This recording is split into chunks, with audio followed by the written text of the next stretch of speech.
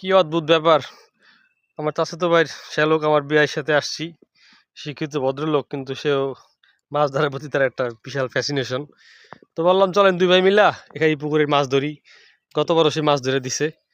তো বেয়াই করলো যে ভাই আমি জাল রেডি করি আর আপনি একটু পরিষ্কার করেন।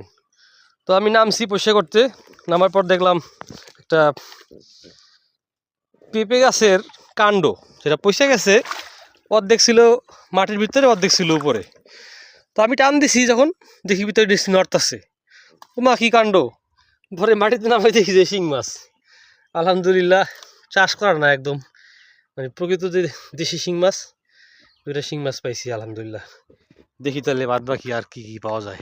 অর্ধেক পরিষ্কার করছি, আর ভিতরে পেঁয়াজ বললো যে একটা খেয়াও দিয়ে দেখি। এখন দেখলো যে ছোট ছোট পুঁটি মাছ উঠছে। এই পুঁটি রাখতে পারি দুই একটা সুবিনির হিসাবে, ওটা ফেলাই দেন ভাই। তো আর দেখি কি কি উঠছে। ছোট ছোট মলা মাছ দেখতেছি,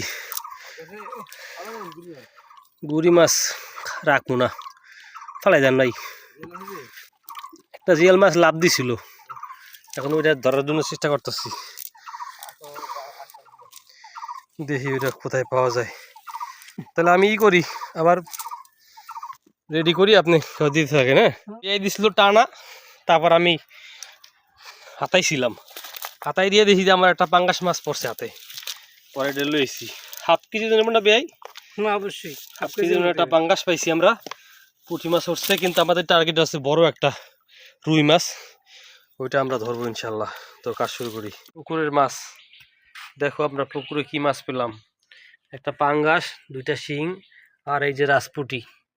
এরকম পুঁটি মাছ কমই আছে, তাজা অর্গানিক পুকুরে মাছ, আলহামদুলিল্লাহ।